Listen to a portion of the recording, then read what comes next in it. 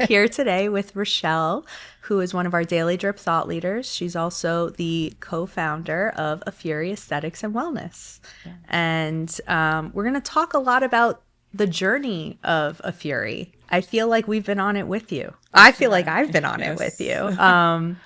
And, you know, it's special to have you here because not only are you a thought leader, you're one of our community partners.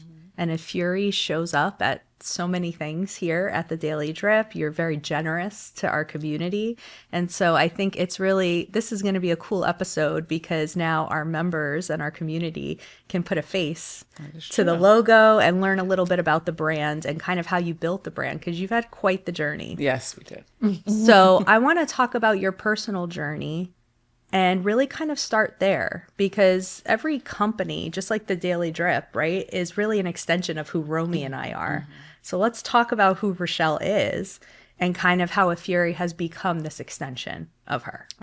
So you started your career in the hospital system. Tell us a little bit about young Rachelle and how she entered the workforce and what she did. We're going to keep it very, professional, young Rachelle. Yes, so I've always worked in the hospital system, even while I was going to college. And in fact, that's how I met my husband. We were both working in a hospital system while going to college. And my career path has shifted from originally becoming a psychologist, and I ended up pursuing social work. Why? It's because I got interested in seeing the work that some of the social workers were doing within the mental health unit, which is where I was working. Wow. So I pursued my master's degree and became a licensed social worker as well. And I ended up going back to the same hospital where I worked. And at the time, they were opening up a position within the emergency department. And the medical director of the psychiatric unit said, at the time, that's how they called it, psychiatric unit. Now it's behavioral health unit. Wow. I was like, what is it now? Behavioral health. And it'll change again. Exactly. And then he asked me, say, hey, you graduating? And I said, yes. Do you have like a job, or what's your next move? And I said, well, I haven't thought about it that deep, but I definitely know the hospital system is where I want to remain. And next thing I know, I received a phone call from the social work department saying, hey, little birdie told me you're graduating. And that's how I became the emergency department social worker. That had to be heavy. Yes. And I covered a lot of different elements, but a major part of my work was specifically around mental health. And it became an extension from the inpatient unit so that a lot of the psychiatrists did not come down anymore when they had as much, I should say not anymore, as much, because they knew they had someone there to do the evaluation, the assessment, and determine if it's actually a patient that should need to be admitted or not. And wow, you must have really saw a lot. Yes, I did. I did. That's another podcast. That's another whole nother podcast episode. Yes. But for this podcast episode, what do you think you learned from those years? How long were you doing that for? I did for a good 10 to 12 years. Then I moved to Florida. Wow. So yeah. A decade. Because I worked there. Then I moved to Philadelphia.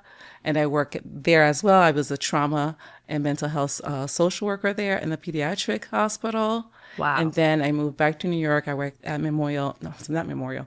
I did work at Memorial. But I work at New York Presbyterian Hospital. Wow. And in Queens, New York. And then when I moved to Florida, I did work for Memorial at Joe DiMaggio's pediatric department, outpatient, but for the hematology oncology unit. Oh my God. And I managed God. outpatient and inpatient. Oh my God. So not only were you working in mental health and trauma, but in the pediatric department. Yes, as well. Yeah. And mother-child at some point too. So I did a little bit of everything. And that's what makes me me. I was going to say, like, that had to leave a mark. Oh, it has. It has. I believe that the passion that I have in terms of the work that I've done throughout the year has really been around the mental health.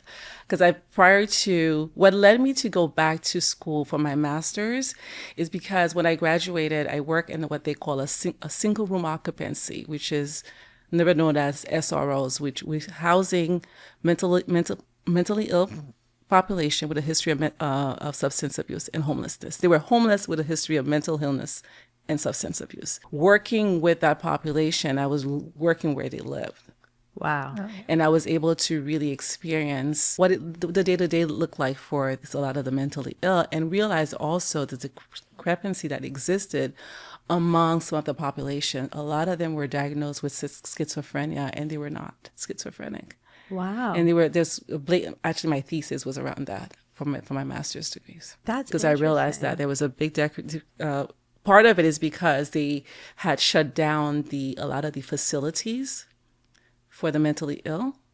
So then the best way to place them somewhere was to diagnose them with like something that's a little more wow volatile. Yeah.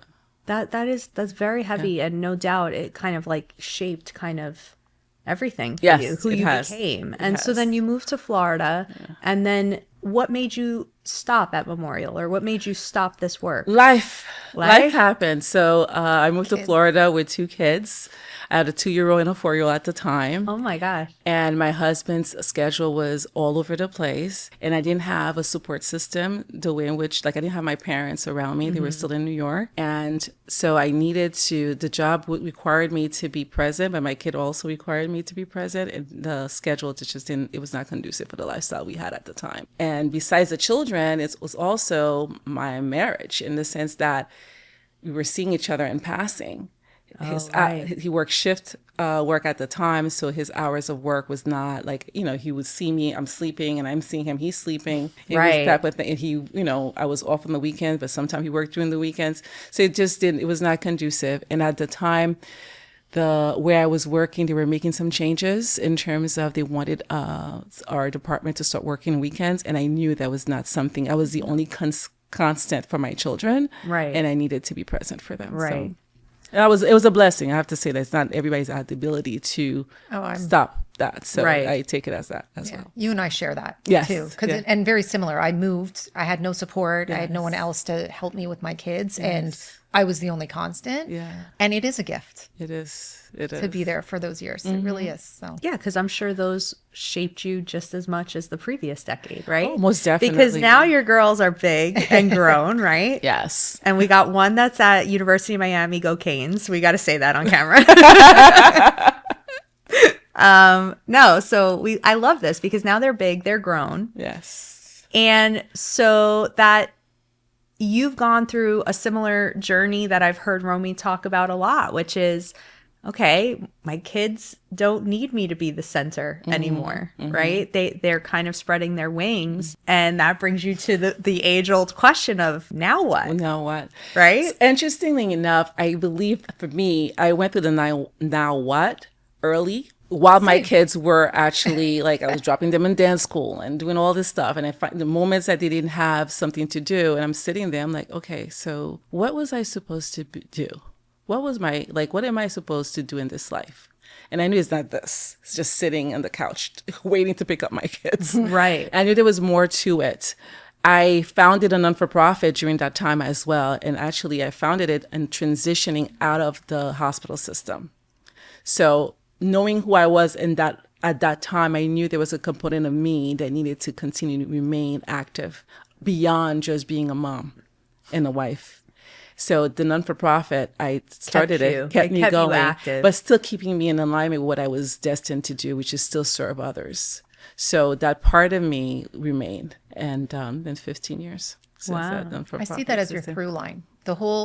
Your trajectory from social work and even in the work that you're doing now as the Yes. founder, it's in service of. It's exactly. A right? friend of You're mine just said doing that it to in a me. different way. And I think that's what makes it all feel like, as you wrestle with identity pieces of like, this is who I was or whatever, the through line is you've always been committed to serving others. It's just a Exactly. matter of what that looks like. Exactly.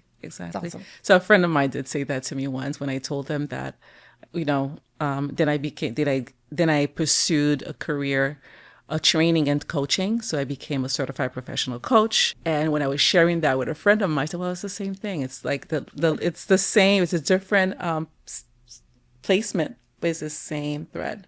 So let's talk about that. So you had that incredible decade or more in the hospital system doing social work. Yes. Then you had another credible decade where you're raising your kids, Yes. right? And you're probably doing the most important work and the most important job, right? Yes. And all the while you chose philanthropy as a way to keep yourself engaged Yes. and in service of, right? And then comes this moment where it's like, okay, now what? What am I going to do? Yes. Right? You dabbled in coaching, right? Yes. You did that for a period of Yes. time. Talk to us about those years of how you determined you were going to be in service of. What made you not want to go all in on philanthropy or go all in on coaching? And how did you wind up with Afuri? So for me, the only thing I can say is throughout the process and the journey, I was in constant reflection. I was always reflecting as to who I was in that moment and how I was feeling during that time. So when I just mentioned earlier about sitting at my couch, it's like, okay, what's next? It's because I was reflecting, okay, I'm doing this, I'm doing that. There's a level of fulfillment that I needed that was deeper than what I was actually experiencing. And I was always in the pursuit of that. So that's what I can say that really allowed me to go from here to there. And also the timing, right? It's nothing like timing. I was only able to do what I could during the time spent that I had. I was still a mom. I right? see. So I recognized that even in terms of the nonprofit, it was a season to it. And it was in alignment with my kids' life, like their schedule, right? So in the summer, the involvement in the not-for-profit was not as demanding, so I was able to be there for my kids. While they were in school, I was able to focus more in the development of the non-for-profit. And in terms of the coaching piece, it was another, like I said, come to Jesus moment, I call it, where I'm like, what do I want to do when I grow up? I love that you just said that. Can we just all, because honestly, do you know how many people I have a conversation with that make a pivot? It might not fit quite right, but they are hell-bent on riding that pivot out because they are scared to death about making another one, because then it feels like they're losing their footing. And so they'll just kind of try to jam a square peg in a round hole, you know? So like, how did you know? Like why didn't it feel right to you? Again, I felt that there was more to what I was placed in this planet for. And so each step was just a different level of it, but I knew there was more. I always said that, so I have an uncle, my father's uncle, so my grandfather's brother, my great uncle, father's godfather. And I remember, I don't know why this story still remains, but I've been in pursuit of that. I think that's what I've been in pursuit for years. He always used to say to me when I used to go see him and he holds my hand, he said, you know, you're going to be a great woman in life. And I never knew what that meant. So every time I am in a different stage of life, I'm like, is that what he meant? No, it means more. Right? And so I'm constantly reflecting back to that every time he used to see me, he used to say that. So I'm always like chasing your greatness. Exactly. Chasing my greatness. Okay, is that? Okay, no. All right, that felt good. There must be more to it. I love but that. I don't know how it's going to show up. No, but I think to Nicole's point, I don't even think it's just a matter of like, I feel like a lot of people also worry in that pivot stage of like, what are people going to think if I change this again? Like I've gone and I've lived that. Like when I entered the scene, I was working in financial services. I've done like 3 different things, this on the side. And I think it's honoring like the calling, not to sound like woo about it, but I had a conversation with my therapist years ago where I sat there thinking, I know I'm meant to do something and I couldn't figure out what that was. But you have like this thing inside you. And I think when you're open to exploring the fact that it could, you know, trying different things until it lands, then you get closer to finding what that looks like. For me, it's the Daily Drip. For you now, it's Afuri. But it took some of those trial and error things. Exactly. And I think it all as part of the process. Yeah. Even the setbacks. I mean, I've also experienced some setback business-wise as well. Again, I mean, there will be things that I didn't think I was ever going to do, but I found myself doing, and it was at the time not the right time. And that's how I took that lesson. But I've still learned from it as well. And then realizing like, you know, okay, the next pivot and the next pivot and the next pivot. So I think that's what makes a good entrepreneur is lifelong learning. I'm learning that.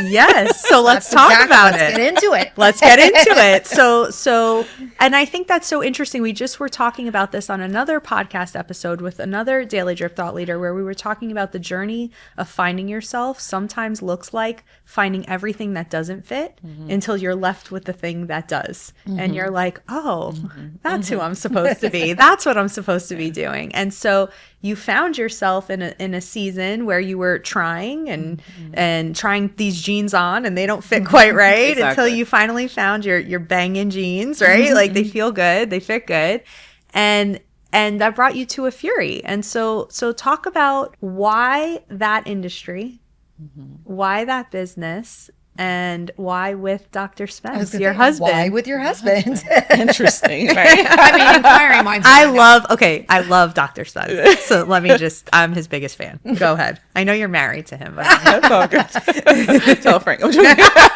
sorry, Frank. So again, I think it's just a matter of realizing this is the right season, right? Because you just mentioned before the whole discovering. I believe in self-discovery. That's like where my work is. Self-discovery is really what helps you identify who you are, where you belong, and how you show up, right? So in doing that, I also recognize that it doesn't always show up in one phase. We're entering different phases of life. And so we tried one thing, it worked. We tried something else, it did not work. But there are lessons that were taken from it.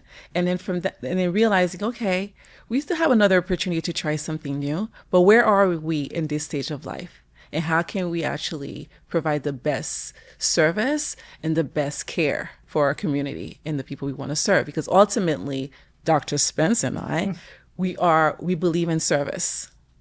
That's the core of who we are. And how do we show up in it in a way that is not only speaks to who we are as individual, but that also provides the best outcome for those we want to actually provide service for. And this is where the Afuri experience came in. And it came in with, with one vision originally, and then it kept on like snowballing to something else. Let's talk about that. So I like paint the picture for us. We're in your home, and there's you and Pete, and you're sitting at the table having, your tea. And how did the conversation go? Like, Pete, I think we should start in aesthetics. Honestly, and I'm going to be as candid as I can. A friend of ours told us this for years. You guys should get into this. You guys should get into that. Talk about timing again, right? It's like, yeah. Your friend told you to get into the aesthetics? Yes, we should. Why? Because Just look at her skin. I know, beyond the obvious. Beyond the obvious. Why did they feel like that was so perfect for you guys? Because they know us, they know our personality, and they think we could be benefit to most people that we actually provide the service for. And then let's be honest, it was a booming business at the time too. Right.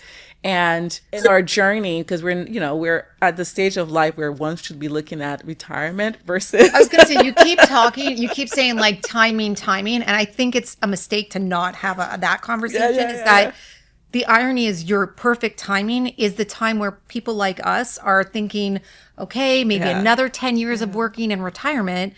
And similar to you, it's like, no, we're just going to go all in. Everything we've done is going into this. And you're really betting on yourself. Yes. Which is really like baller entrepreneurship stuff, like fire. But like, you call that good timing? Well, again, I do not dispute what God wants for us. So I believe that I move by faith and by trust. And I refuse to use the word doing it scared. I did at some point say that, but I realized it's no longer part of my vocabulary. I'm doing it in trust. So a friend of ours mentioned it to us a couple of years ago. Sounded great. Yeah, okay. And then in the midst of, 3 years ago, I was dealing with my father who was going through his own challenges and with Alzheimer's and stuff like that. And then during that season, we spent more time really reflecting. And so is that going to be the outcome? Or how do we still have impact in a way that is beneficial to all? And what are we feeling in the moment of dealing with all the stuff that life is throwing at us? And we realized our well-being was such an important thing. Taking care of us as individually, collectively, physically, mentally, emotionally, all that. And it became more clear that's the direction that maybe that we need to take. So we pursued it. And we realized maybe this is the path. Now, how are we going to do it? We didn't know. Of course, at the time, again, it was a booming business, the aesthetic world. Everybody's doing all the injectables and stuff like that. So, went back to school. We believe in educating ourselves, understanding what we're doing, why we're doing it. So he went back to his training. Luckily for us, he is a physician, so that he has the background where we can open such business. And so, get the training again. And then we decided to move forward. We started by just going to people's homes. This is what we were doing. That same friend was like, I'll be your first client. I'll bring you some friends. And this is how we started, going to people's homes. And then from there, another friend of ours told, hey, you could use our room in our dentist's office. You don't have to do this. And then and then we ended up going to my friend's dental office and use a chair in one of their empty rooms. So it started that way. And I felt, for me, I'm very, connected. I followed my intuition a lot, and it felt right. We've tried other stuff, right? I said, I've had other business. I didn't that one. This one felt right. And we felt prepared and ready in a way that everything that we have learned throughout the years, that the setbacks, the failures, whatever you want to call it, we learned from it. And the way we've done it, we didn't just rush into doing things. We just took one step at a time. And if it's for us, it's for us. If it's not for us, it's not for us. And that's how we move through it. That was the process for us to start Afuri.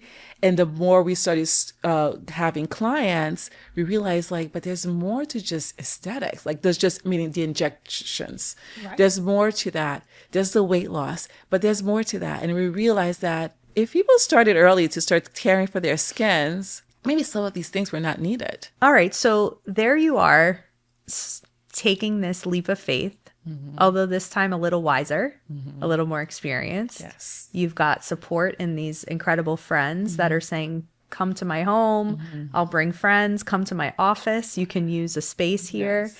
You find yourself then in your own space eventually. Let's talk to us about the journey of really defining who you're serving, who you're going to serve. Those days where you were treating people inside homes, and then in the dental office, and then in your own small space, and now you're opening your own brick and mortar. Yes. So talk about how the client journey has evolved just as much as the physical space journey. So, yes, so it was friends and so on and so forth. But I have to say also is during that time, as I mentioned earlier, I was dealing with my father, who ended up passing, then my mother getting sick. I was not as present in the community as I should have been because I couldn't. So we were doing that, but I was not as involved in the community.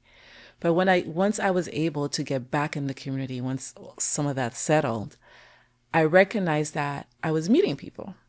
And the more I met people, the more conversations we had, and we talk about where people's journey. And these connections led to clientele.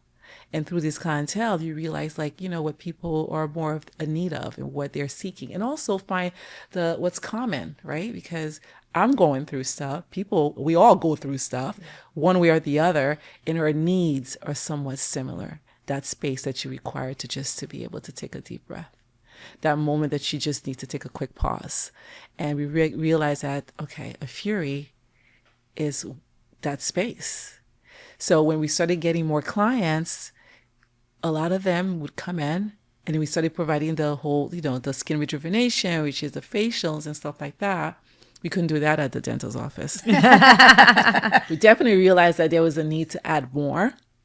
And once we did it, that's how we moved to another location. Oh, so that's interesting. So when you first started Afuri, you weren't even doing facials. No. And today, your Afuri Facial Club is probably one of your biggest flagship services. Yes. That's kind of incredible. Yes.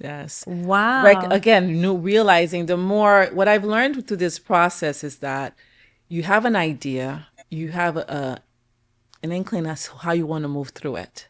But the more you do it, the more you interact with others, the more reflect, you realize, okay, And then you also Same. realize what makes sense. I mean, you think what you know what makes sense. Either it confirms or it doesn't, right? Okay, what I thought was right is right, check. Yeah. Or what I thought was right isn't right. Maybe I need to do some pivot a little bit, right? And listen to what your clients are saying or also what they're not saying. Right? That's exactly it. And It's the that's and that feedback. silent also it speaks loudly. So I didn't realize that facials. It's so funny because that's how I know you. Yes. And I'm part of this membership, which I love. It's my one day of the month where I love to go in there. It's dark. The music's amazing. The facial experience is so great. I get the scalp massage and I love it. I literally look forward to it. I can't imagine a world where there's a Fury and that doesn't happen. Well, this is what we've learned. And we introduced it because it was because of me it was introduced because during my stress season, I was going somewhere else for my facials. Oh no. I was. and I have to say the person I was going to was sending us clients for injections, right? Oh my God. And That is so funny. we got involved in conversing and I said, I'm thinking, this is something that we need to add. She was like, go ahead, do it. At some point, I thought I was going to have her become like the trainer and bring her all of her for the team that we built. And that's kind of how it started. And I realized there was a need for it because I needed it. I needed the massage. I needed because my stress level I carried around my neck. Me too. So it was, like I mentioned, it was a high stress season for me during that time. So as I'm building something, I'm carrying several hats, like many of us do. Still had a kid graduating high school. So Parents, going through what they were going through, eventually passing while another one's getting sick. I mean, it was just a lot of changes happening at the same. And we started the business around the same time. It was a lot to carry, and I was feeling the stress around my neck, and I was feeling the stress in my face, and I knew I needed to do something I had to go back to what I knew worked. And when I'm stressed, I need my massage and I need my facials. That's what I amazing. needed. It worked for me. It releases a lot of the toxin that I'm carrying to help me release the stress. And I know that if I needed it, I could only imagine others out there, what they need, how beneficial that would be for them. So we introduced that. We hired an esthetician who started working with us. And it was interesting because the location we were at the time, it was one of those locations where you rented it like per hour and we had to carry our equipments with us. Oh my right. And I was like, God. there's no way we could just keep on carrying equipments back and forth. And this is how we found the other suite and we moved to that suite and it became like a home for us at that time. It's interesting to watch all of that too, because I remember coming to get my facial and then we were all trying to hang out. And it was almost like in that moment, we were like, you're not going to be here for long. Like you're going to need, because to your point, come, sit, maybe have a tea, get your facial. And like the last thing you want to do is like bolt into your real life again. It's like all the shit that is my life is waiting out there on the other side of that door. So it'd be really nice if I could just kind of enjoy and soak up the like aura for an extra few minutes before I bolt. Exactly. And I remember that conversation. Yes. And now here you are, like building out and having this out. whole like very comprehensive space. That's now like little Zen spot for everyone. Yes. And sometimes most people, when they think about like medical spas, they don't see it as a Zen spa. It's more clinical. And We all just said that at the same time. Clearly, that is what people think.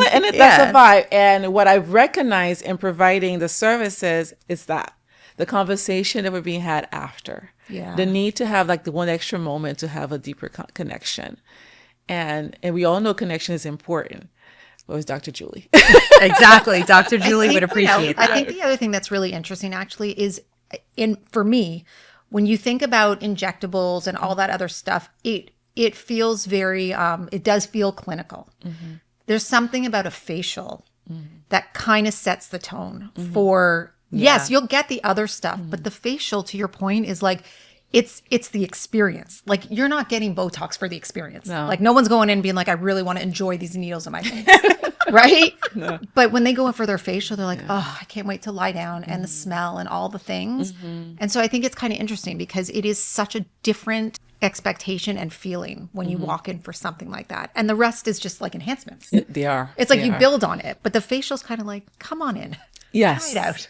And that's how we show up, right? I don't think anyone could say when they've met, myself or my husband or the team, that we're pushing services. to them. Never. Opposite. We're more like, you know what, even though, oh my God, I hear you do this. Why don't you come in for a your roll. consult? In fact, Just come in for a consult. Let's have a conversation. I would say the exact opposite. I've watched you tell people your lips are good. Yes. Enough. No. I have And yeah. watched you do that, and I Yes. have to walk away. So I'm like, oh my God, she went there. To me, what stands out is actually beyond that is the way you kind of you look at someone and think like realistically, and I'm the example, like I'm not, you know me and where I'm at, I'm not going to commit to. So for me to look at you and say, okay, like let's do all the things. It's almost like, let's get you just into a good habit. Yes. Let's start slow and something that's achievable. And then once you start coming regularly, Romy, as you should, As you should. then we'll add the other things. So So I there's think an element it's- of trust Yeah. that's built, and I think that that's what we offer is the trust factor. 100%. Our client, when they come in, they first come in because they trust us. Either I've had a conversation, and I have to say, I'm the entry point. People trust me. Yes, I'm aware. I'm familiar with that position. No, I'm the Romeo of the relationship. So I'm the entry point. They trust me. And that's something that I carry a lot with myself. And when you talk about getting to know who you are, this is my superpower. Yeah. I don't sell really. I have conversation. I listen, I pay attention, and I recommend. And I invite you to come in so that you could speak to the ultimate experts that will actually guide you and give you a proper treatment plan so that you could move through your journey. I'm more the supporting cast of Afuri, but with the wellness components, because I'm the one that will actually support you through whatever you may be carrying at the time that you need to release. So that's really what the Afuri experience is. So it's kind of like a homecoming. It's not only a homecoming to self, but it's a homecoming to an environment that is supportive of you, so that at least for that one time a month, if I do not get support throughout the month, at least I could come there. I know I can be myself without judgment, but with care. And I think I see how you're building this out even in, I love when I get to see the sneak peeks of the space and kind of your what ideas. colors are we picking? I love that. Yeah, by but the way. I love that you kind of broke the mold on what the footprint of the space should look like. You don't just have room. No, there's like this beautiful communal space. Exactly. That, when I think about when we went to the Daily Drip Thought Leader weekend in Toronto, we stayed at the Four Seasons and we did a whole spa day experience. But I remember there was like this big quiet room and the music and the essential oils and like they had foot soaks and they had all these things. And I remember how long each of us sat there. We went early and just sat in the quiet. And then after the treatments, I was like, "Oh, you're still here? You came back? Yeah, I'm gonna sit here. We don't have to leave." And I remember us all being like, "Wow, we don't have to leave. We can just sit if we need just 5 more minutes to just regroup and come to before we go back out into the world." And it's 5 minutes that you do not have to make decisions. It's being done for you. You don't have to think twice about what's coming next because it's being guided for you. Right. It's that moment that, again, you didn't know you needed. So but let you me do. ask you this. You built this whole arm that initially wasn't even supposed to be there, right? How has that shaped how you think about your ideal client? Like, who is she? The ideal client is the multifaceted woman.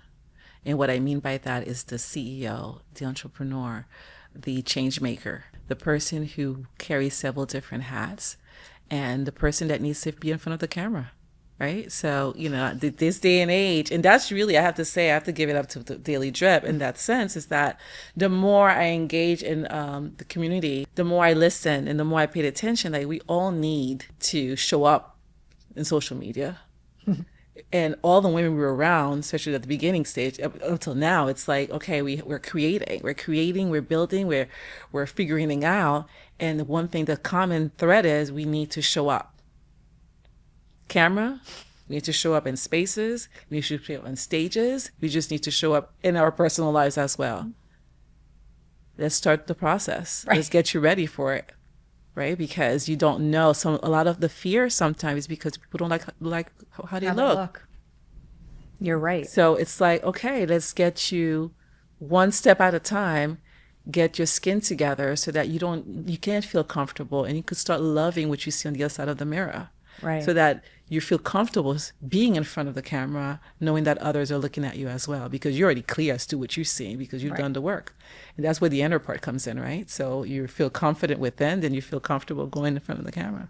I love that. Yeah. I really, really love that. So talk to us now about your brand strategy, because obviously that's a big part of what we do here at the Daily Drip. We help individuals build their brands and then connect them to their company brands, right? So you are trying to execute now what so many are, which is the founder-led brand, right? You are the founder of Afuri, and you're trying to show up as that, right? When you think back on the journey of your ideal client evolution and then the journey of Afuri's evolution to serve that person, it involved adding new things in, it involved a new location. The location is very intentionally designed. There's so much that's gone into it. When you think about your brand strategy and your content and you showing up online, what do you think was the biggest challenge for you? The biggest challenge for me was letting go of the titles that I felt that I needed to carry. Is letting go of the fact that if I didn't have my credential in front of me, therefore can I be seen or heard, or I don't have a right to be in front of others. It's letting go of the belief that I don't belong in that space because I don't provide the service. Wow. Right? It's letting go of that. It's really recognizing that, no, a lot of people are showing up because of me. So they see something. They see how I show up. And that's what's attracting others. So I have to lead by example and also help usher the next person in to say, you too can do it and you belong. So much there that's connecting. I mean, when you think about it, my role here, right, is same thing. I'm not a marketing professional. I'm learning alongside the community members on personal brand and developing all of it. And here I am outside telling people passionately about why they should be doing this. Yes. And yet I'm not the technician, if you will, right? Yes. Behind this curtain. So I very much identify with that. And then you realize whatever it is, they trust you enough. And that's really, I think, what's key. And it actually will tie into content as well. But I think people grossly underestimate how critical the trust factor is, and so much less about how much you know.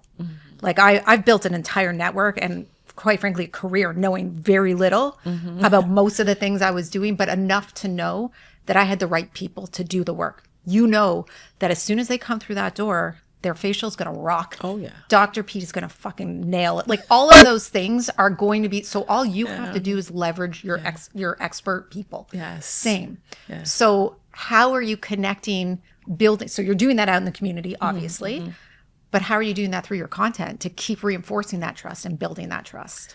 So it's, you have to show up the way in which you have to walk the talk. That's one of the biggest things for me. I can't just talk about something and not show up in it. Yeah. So I have to create the space in the content where people see me as them.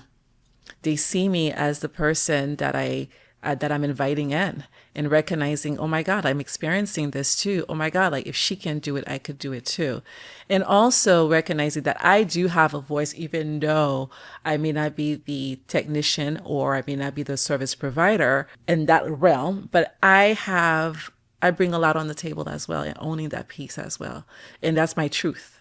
And it's how I'm showing up. It's the environment that I'm creating. It's the vision that I've had for it. And that's why Afuri exists. Afuri does not exist without me.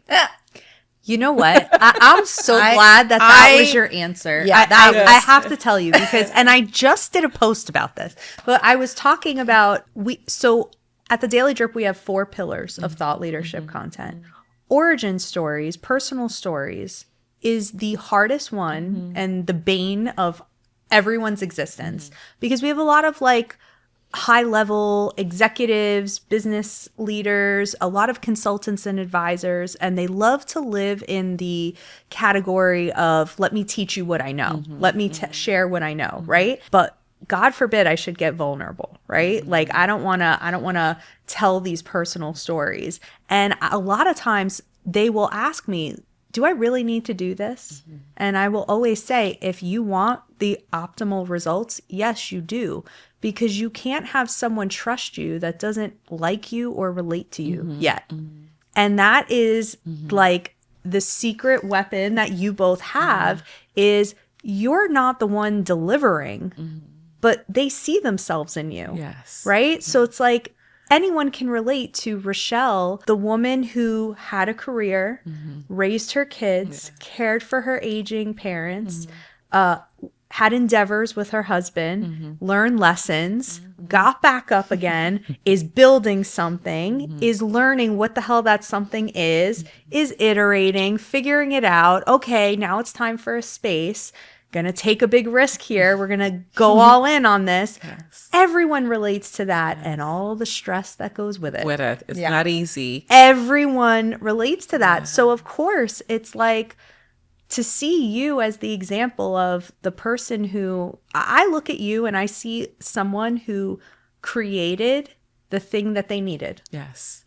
And I have to say I'm able to put language to it because of you guys, right? So I could say that I am a curator. I am an architect of space, of community, of well-being, of wellness. It's the truth. You are. That's and now I own it because I'm like, that's really, because I remember being one of the think tanks here, and we were talking about the origin story, and I think there was a part about like, who are you? Are you a visionary? Or are you this? Or are you that? I'm like, but I have vision. That's who I am. I have vision.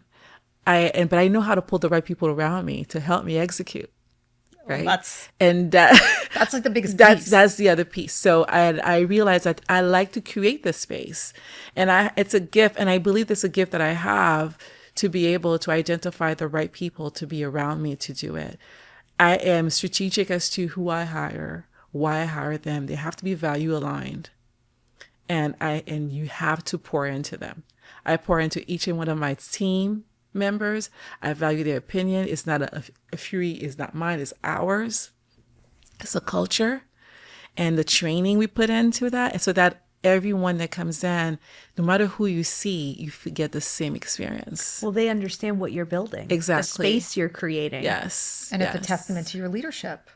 And I think that more and more we're seeing how important it is for people to want to feel a part of the mission, that whatever their role is in the entire organization, that piece that they do matters to the overall, results. Exactly. So does the customer. Exactly. We have so many choices. As you mentioned, there's a lot of med spas and aesthetic companies to choose from, right? There's a lot of insert whatever here, lawyers to choose from, real estate agents to choose from. But why do we choose the ones we choose? It's because we feel connected to the mission. We feel aligned. We feel like we're part of something. And I think even the way I've watched I cannot believe that the facial membership didn't exist. I'm she like, will not get over this. I'm in shock. I learned something today. I think it's good material. This is good.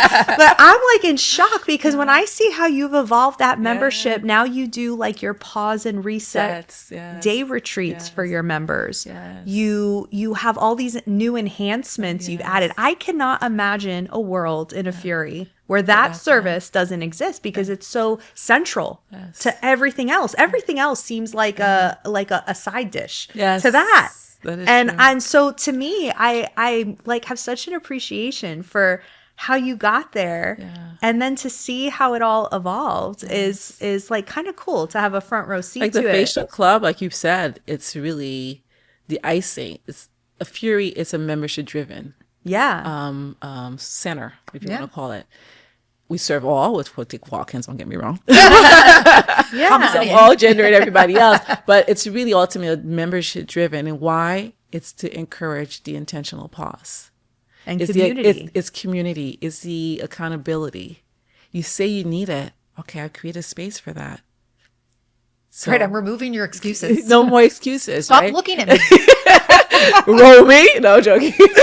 I'm like, thank God for the filters on these cameras. No, but I'm just saying that this is what it's all about, and why it's because we recognize the need to create a space so that other women could see, okay, I've been saying it, but now I am committed to it. You gave them the out. You gave them the choice. Yes. You gave them the Yes. solution. And now they just have to decide. Yes, and it's designed with them in mind, and even with the colors, the smell, the sound, everything about it.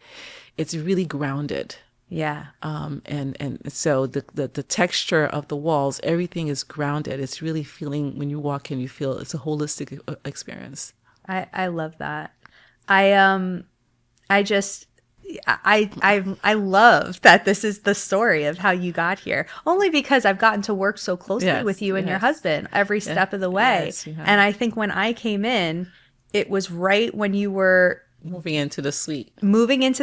And deciding some kind of membership, recurring something. Yes. And I got the opportunity to work alongside you guys and help you kind of think through that. Yeah. But I didn't realize it didn't exist before that. I didn't realize that was just a whole new direction you were exploring. Mm-hmm. And then to also be a client and be a member of the club and like see what's on the receiving end. To me, that's the heartbeat of what Afuri is. Like, I can't imagine a world where you don't have that. Yeah, And I can't imagine it either. Because that's, like you said, this is the heartbeat of Afuri, because you build community and everything else is planned around that. right. It makes me think of our think tanks. It's true. Like I think your facials are our think tanks. Like, because there was a time where it wasn't. Now it's like central. Like it is literally what we lead with, and it's hard to imagine a time where that wasn't. Right. You're 100% That's right. our facial. Yeah, it is your facial. Think tank is our facial. It's our facial club. Yeah, it is. It is. And it's actually, and you talk about your think tank, I think that this is your roots. Like, this is the heart of Daily Drip. Yeah. In my opinion. And we followed the same, we approached it in the same way. It was listening, it was paying attention, it was really Asking focusing questions. on all of that, and not being like, I think that we share this. We stayed on point for the mission.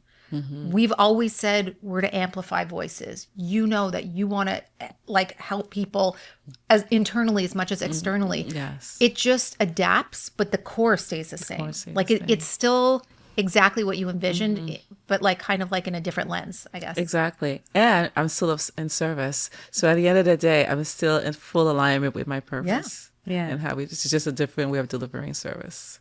I love this. Good. What Yeah, a good story. Yeah. What a good story. So let me ask you this. We ask everybody that comes on the show the same question. So help us wrap up this incredible conversation and tell us, when you look out into the future for Rachelle and for Afuri, and you think of your brand and you think of what you're building, what are you in pursuit of?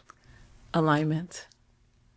And not performance. Alignment, so that every experience is a human experience, and so that who I am, how I live, how I show up, and how I deliver service is consistent. I love and that. not only for my clients, for my community, and for myself. So that's really what I'm pursuing more of, the full alignment for my community and who I'm service. I love that. Thank you so much for sharing the Afuri story with us.